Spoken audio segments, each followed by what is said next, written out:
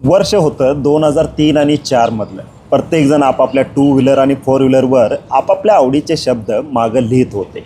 त्याच्यामध्ये जय महाराष्ट्र असू दे, होय मी हेच, होय मी तेच, नाद करा पण आमचा कुठं, असं जी काय वाक्य, जे काय डायलॉग आवडतील ते आपापल्या गाडीच्या मागं लोक लिहित होते. पण अचानक काय झालं, काहींच्या टू व्हीलर आणि फोर व्हीलरच्या मागं एक वाक्य बघायला मिळालं आणि त्याच्याबरोबर एक पोस्टर पण होतं. त्याच्यावर लिहिलेलं होतं, तू बोलव मी येईन. आता जेव्हा हे खूप सारं प्रसिद्ध झालं तेव्हा ते आपल्याला कळायला लागलं की ॲक्च्युली हा एक तेलुगू पिक्चर आहे आणि त्याचं मराठीमध्ये ट्रान्सलेट केलेलं हे नाव आहे. तो पिक्चर होता बोमरिल्लू आणि त्याचं ट्रान्सलेट झालं होतं ते म्हणजे तू बोलव मी येईन. त्याच्यानंतर 2004 हे वर्ष आलं जे म्हणजे पूर्णच बदलून गेलं आणि त्याच्यामध्ये गाडीच्या मागं एक टॅगलाईन दिसू लागली. ती म्हणजे तरुणांना अक्षरशः म्हणजे भुरळ पाडणारी होती. ते म्हणजे आपलं नाव लिहायचं आणि त्याच्याखाली फील माय लव असं लिहायचं. फील माय लव ही लोकांची टॅगलाईन बनून गेली. लोकांनी आपली टू व्हीलर असू दे किंवा फोर व्हीलर असू दे किंवा वही पेन दप्तर काहीही असू दे त्याच्यावर फील माय लव असं म्हणू लागले. आता नेमका त्या फील माय लवचा किस्सा काय आहे ते या व्हिडिओमध्ये बघूया. नमस्कार, माझं नाव आडित, तुम्ही बघताय खडूस. 2004 साल आलतं. महाराष्ट्रामध्ये नवरा माझा नवसाचा, 7च्या आत घरात असे बरेचसे मराठी पिक्चर हिट चालले होते आणि त्याच्याबरोबर हॉलिवूडचे पिक्चर पण बघत होते.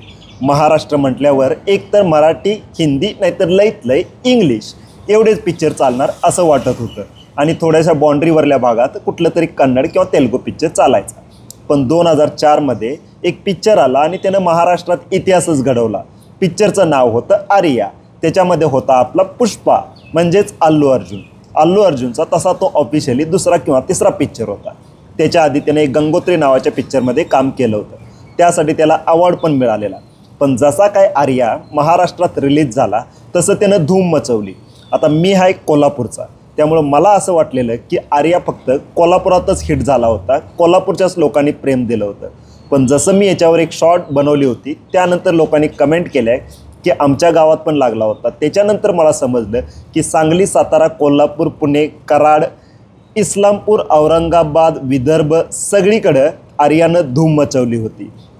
मी बघितला होता कोल्हापूरमध्ये आमच्या विनस टॉकीजला जवळजवळ वर्षभर पिक्चर होता. इचलकरंजीमध्ये भाग्यरेखाला काही लोकांनी बघितला.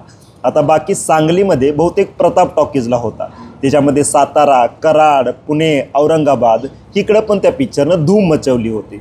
आता येतोय मुद्दा, फील माय लवचा नेमका विषय काय आहे. आता आर्या पिक्चर जो होता त्याच्यामध्ये आपला अल्लू अर्जुन हा असतोय ना, तो गीता नावाच्या एका मुलगीवर प्रेम करत असतोय. पण ती गीता जी असते ती अजय नावाच्या एका मुलीवर प्रेम करत असते. पिक्चरात आपल्याला समजते की आर्याचं जे प्रेम आहे ते एकतर्फी प्रेम आहे. पण तो मात्र प्रेम हे निसंकोचपणे करत असतो. तो प्रेमाचं कुठलं रिटर्न काही एक्सपेक्ट करत नसतोय. त्यामुळं एकतर्फी प्रेमाचं हे फील माय लव एक टॅग होतं. फक्त त्याचं एवढंच म्हणणं असतंय की फक्त तू माझ्या प्रेमाला समजून घे, फील कर, एवढंच. इवन आर्याच्या पिक्चरचं जे नाव होतं त्या पिक्चरची टॅगलाईन पण होती, आर्या फील माय लव. आणि ते लोकांना एवढं आवडलं की त्यांनी सगळ्या आपल्या गाड्या असू दे, घोडं असू दे किंवा दप्तरं असू दे, सगळं काही त्याच्यावर आपलं नाव लिहायचं आणि फील माय लव ही टॅगलाईन बनून गेली. त्यामुळं 2004मध्ये ज्या काय गाड्या आल्या किंवा टू व्हीलर असू दे किंवा फोर व्हीलर असू दे, सगळ्यांच्या मागं फील माय लव ही टॅगलाईन आली. आर्या पिक्चरमधल्या 2 स्टाईल ह्या लई फेमस झाल्या. एक तर म्हणजे फील माय लवची, त्याच्यानंतर त्याची सायकलवाली स्टाईल पण, आणि दुसरी म्हणजे कॉलेज लोकांना, जी काही कॉलेजला जाणारी पोरं होती त्यांनी वन साईडवाली बॅग घेणं, ही पण लई फेमस झाली होती. तर हे होतं फील माय लवच्या मागचा किस्सा आणि कसं लोकांनी फील माय लव ही आपल्या गाडीच्या मागं कुठून आणलं. तर मी कोल्हापूरमध्ये आर्या पिक्चर व्हिनस टॉकीजला बघितला होता. तुम्ही आर्या पिक्चर कुठल्या थिएटरला बघितला आहे ते कमेंट करा.